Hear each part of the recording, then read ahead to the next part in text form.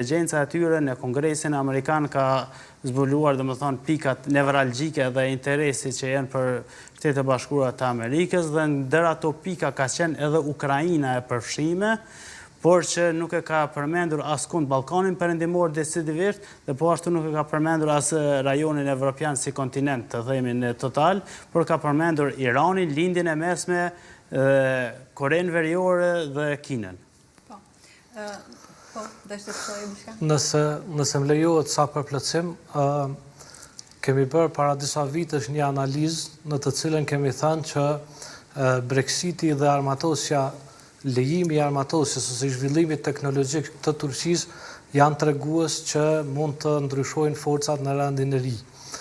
Në atë analizë kemi thënë që aleatët të cilët duket se do të shfaqen janë SBA-ja, Anglia, Turqia dhe rrjedhimisht në një aleancë interesante edhe Rusia në këtë drejtim për interesa në Evropë. Pse kemi thënë këtë? Sepse kanë qenë të gjithë treguesi duke shkuar në atë drejtim. Dhe sot ajo që shfaqet është parafërsisht kjo gjë. Turqisë i lejohet të blejë armatime nga Rusia, ato armatime të cilat nuk janë kompatibile fare me strukturat ushtarake ose me teknologjinë ushtarake të NATO-s, special po flasim për sistemin S-400 të mbrojtjes ajrore. Prandaj e kemi parë edhe vrasjen e diplomatit rus në Turqi, po ashtu edhe rrëzimin e një avioni rus nga forca turke të sponsorizuara nga dikush tjetër. Jo drejt për drejt nga ushtria e Turqisë, por nga faktorë të jashtëm. Dhe të gjitha këto incidente nuk kanë shkaktuar një problematik të theksuar me Rusinë.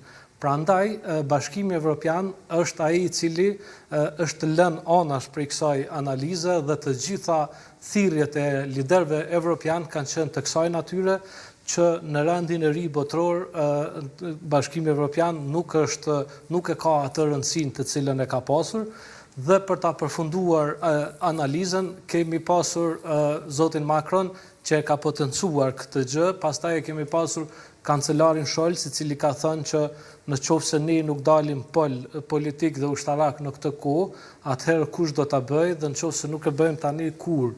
Domethënë kanë qenë tregues që gjithçka domethënë është fluide.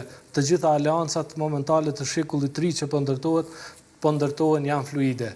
Pse mund të shohim që ka një aleancë të fshehur edhe me Rusinë? Është kuptimi që është ndihmuar Rusia në vazhdimsi që të ngritet ekonomikisht. Në vitet e saj kur e ka drejtuar zoti Jelcin, ajo ka pranuar nga SBA-ja ndihma të pakushtyera të teknologjisë ose të më shumë financiare për të ringritur ekonominë dhe ushtrinë e saj. Kjo ka kuptim, kjo ka shumë kuptim, sepse thirrjet e SBA-ve në drejtim të Evropës që të paguajnë për mbrojtjen 2% të bruto produktit kanë hasur gjithmonë në vesh të shurdhër dhe përgjigjja e argumentuar evropiane ka qenë që nuk jemi të rrezikuar nga askush. Dhe në momentin kur mungon agresori, njerëzit pritojnë të paguajnë ose shtetet pritojnë të paguajnë. Për këtë arsye i është lejuar ose i është hequr ajo ndalesa absolute që i ka vënë dikush SBA-ja Rusisë për të synuar në drejtim të Evropës dhe mos harrojmë, kemi pasur luftën e Gjeorgjisë, kemi pasur 2 luftra çeçene në këtë drejtim dhe tani domethënë aneksimin e Krimes tani edhe të Ukrainës.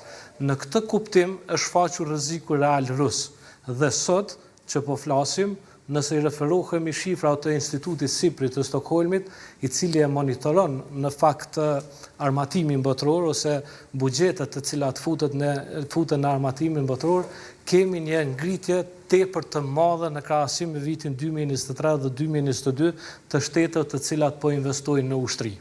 Në analizën në atë kohë të cilën ne kemi bërë, treguesin e vetëm e kemi pasur mungesën e papritur të energjisë elektrike në të gjithë botën.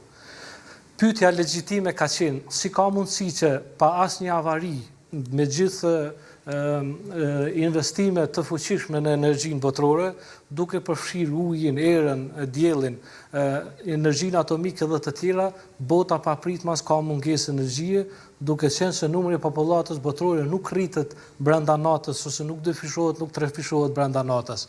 Atëherë, ky ka qenë treguesi i vetëm për ta bërë atë analizën që e potencova, të cilën, domethënë, e kemi thënë që bota po është futur në garën e armatimit sepse energjia e madhe elektrike tashmë po shkon në uzinat e armatimeve.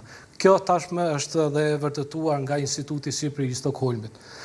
Gjermania, e cila ndihet e kërcënuar nga e gjithë kjo matematikë e re, i duhen të paktën 25 vite për të arritur të ndërtoj teknologji të tilla që mund të përballohet me SBA-n dhe me Rusinë në rastin konkret. Prandaj, e gjithë matrica e zhvilluar, i gjithë Rubikoni gjeopolitikës i zhvilluar, mendoj që ka qenë ajo strategji e cila SBA-ja tenton edhe duhet ta bëjë, se i takon çdo fuqie e cila do të ishte në pozicionin e SBA-s, duhet ta bëjë dhe janë mësimet e historisë ato që duhet ta bëjnë këtë, është të mos lejoj në asnjë rrethon një koalicion Rusi-Kinë.